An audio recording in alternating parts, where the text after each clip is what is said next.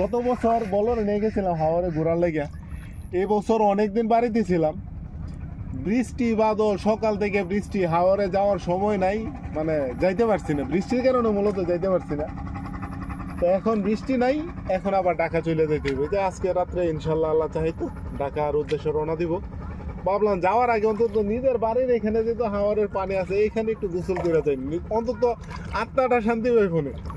তো অনেকেই মানে বাড়ির বাহিরে থাকেন, এই বর্ষাকালে অ্যাকচুয়ালি এলাকায় আসবেন, নিজের এলাকাতে নিজের এই নতুন পানির মধ্যে একটু গোসল করবেন, রিফ্রেশমেন্ট দরকার আছে। মানে আমরা কিন্তু যান্ত্রিক, যারা বাড়ির বাহিরে থাকি আমরা কিন্তু যান্ত্রিক মানুষ হয়ে যাই। বাড়িতে থাকলে অনেক রিল্যাক্সে থাকি, পরিবারের সাথে বন্ডিং করে থাকি, তো বাড়ির বাহিরে যখন যাই তখন কিন্তু আমরা যান্ত্রিক মানুষ হয়ে যাই।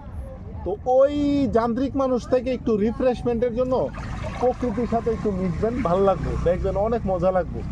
আমি বাড়িতে আসলেই এই হাওরে এই দিকে ঘুরতে যাই, ভালো লাগে, অনেক মজা লাগে। তো আপনারা আসবেন, ধন্যবাদ।